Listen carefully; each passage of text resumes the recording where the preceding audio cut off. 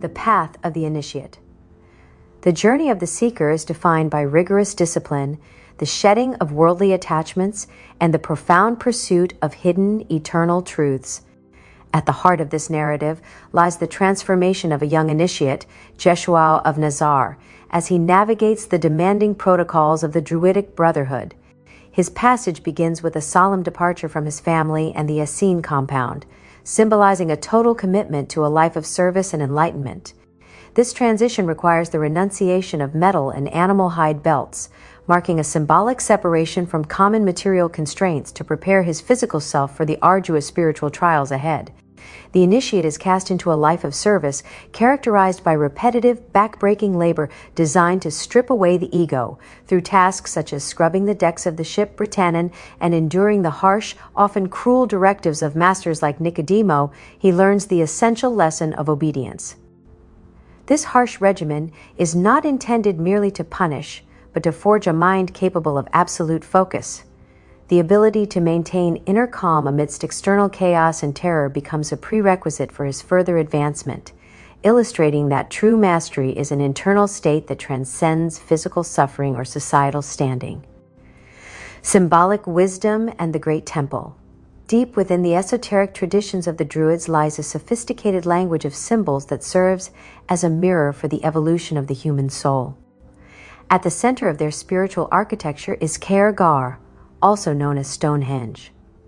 This monument, built with precision and intent, houses the mysteries of the Druidic order.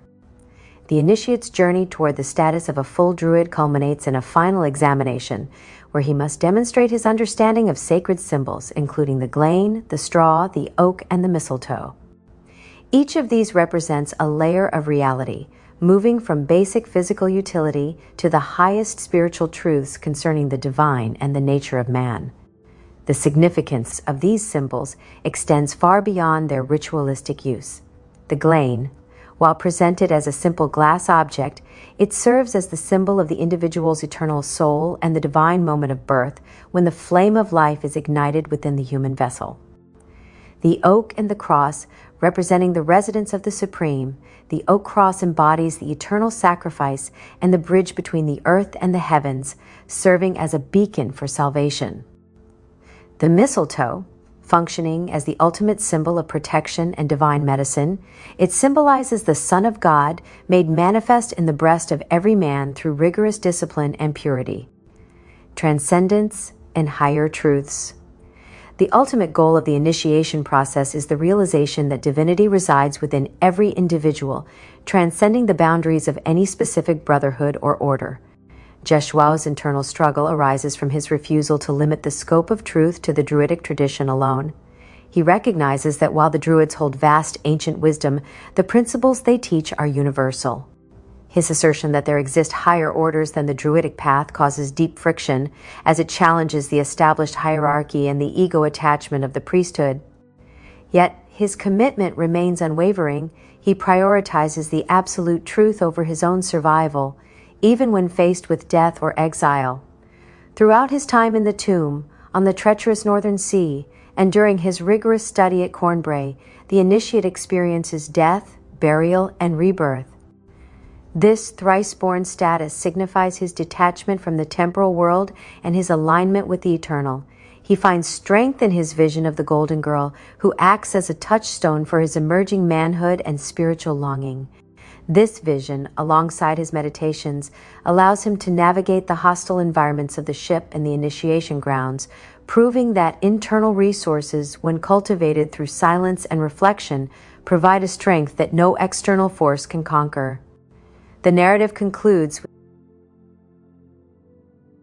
the tension of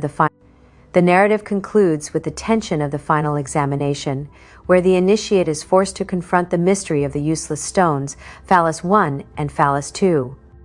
His inability to provide a standard answer, because he seeks a deeper truth that the Druids themselves claim is lost, highlights the gap between institutionalized dogma and the pursuit of original understanding. By standing his ground against the wrath of the priesthood and refusing to compromise his integrity, Jeshua embodies the archetype of the true seeker. He moves beyond the literal interpretation of the law, choosing instead to serve as a conduit for a more expansive, inclusive, and profound spiritual realization that seeks to unite humanity in the spirit of eternal love and divine knowledge. The summary of this chapter encapsulates the grueling evolution of a spiritual seeker who must navigate the intersection of ancient, rigid tradition and the expansive reality of universal truth. By mastering both the discipline of the physical body and the complex symbology of the spirit, the initiate proves that enlightenment is not granted, but earned through an uncompromising adherence to truth, the endurance of profound loneliness, and the constant, purposeful focus on the divine nature inherent within all human beings. The path of the initiate, wisdom, and trials. The narrative centers on the arduous journey of a young initiate, Jeshuao of Nazar, as he navigates the rigorous disciplines of the secret brotherhoods and the Druidic order. This coming-of-age account emphasizes the transformation of the individual through physical hardship, spiritual introspection, and the pursuit of absolute truth. By stripping away material attachments and embracing a life of service and meditation, the protagonist undergoes symbolic death and rebirth, preparing him for a destiny defined by higher knowledge and divine connection. The discipline of the physical self. The journey begins with a departure from the safety of home, requiring the initiate to abandon metallic possessions and embrace a life of asceticism. This transition into the unknown introduces the concept of voluntary suffering as a tool for personal growth. The protagonist is subjected to repetitive menial labor under harsh mentors, which serves to break the ego and instill the primary law of the brotherhood, absolute obedience to the command of the master. The duty of obedience. The initiate learns that labor is not a means to gain favor, but a structural necessity for character development. Mastery over fear. Through trials involving treacherous seas, the candidate discovers that terror is an external force that must be mastered by concentrating faculties on singular tasks, eventually leading to a state of calm self-reliance. Control of the vessel. Whether rowing a small craft or scrubbing decks, the physical environment acts as a crucible that tests the initiate's ability to maintain focus amidst exhaustion and danger. Symbolic language and the search for truth. At the heart of the Druidic training lies an intricate system of symbols that substitute for audible language. These symbols are not merely historical artifacts, but are fountains of godhood intended to guide the initiate toward understanding their inherent divinity. The protagonist's challenge is to interpret these symbols not just as external dogma, but as manifestations of internal spiritual laws. The sacred geometry, symbols such as the cube, the rainbow, and the oak tree, are taught as multi-layered representations of the relationship between the physical self and the divine. The mystery of the stones, the existence of Phallus I and Phallus II, serves as a focal point for the initiate's quest. While tradition claims their meaning is lost, the protagonist posits that a higher brotherhood possesses the eternal principles hidden within these markers, suggesting that truth is an evolving transgenerational heritage. The all-healer, the mistletoe, or all-heal, represents the pinnacle of spiritual discipline. By purifying the self, much like the sacrifice of the white bull, one invites the divine consciousness to reside within the heart. The trial of rebirth and integration. The initiate's journey includes a profound experience of being dead, buried, and resurrected, a ritualistic drama that mirrors the cycle of the seasons and the journey of the soul. This process forces the initiate to trust in a power beyond his own limited control. By surrendering to the sea in a vulnerable state, he is forced to confront the absolute truth of his own mortality, thereby earning the title Thrice Born. 1. The tomb of seclusion. Encased in darkness, the initiate is stripped of comfort, allowing his mind to transcend the physical realm and reconnect with the vision of the Golden Girl. 2. Resurrection and grace. Emerging from the tomb, the initiate views the world through a new lens, recognizing that all physical struggles are components of a greater divine drama. 3. The final examination.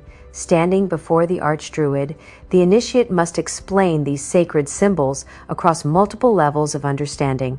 This represents the ultimate synthesis of his education.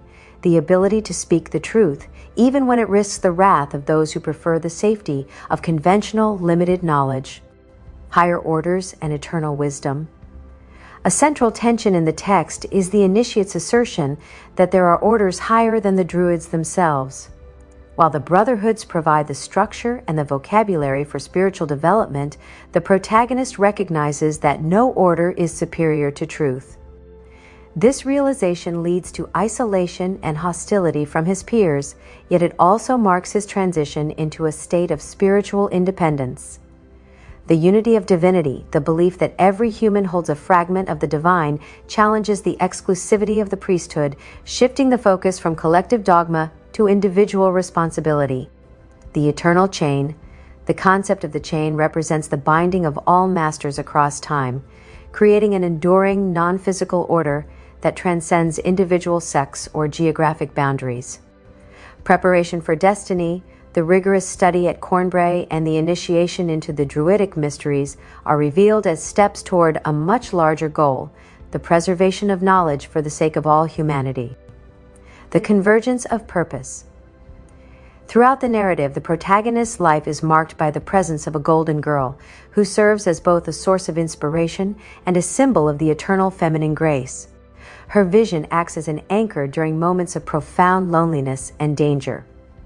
As the protagonist reflects on his path, he realizes that his separation from home and his eventual integration into the Brotherhood were necessary steps to prepare him for a role that extends far beyond his training.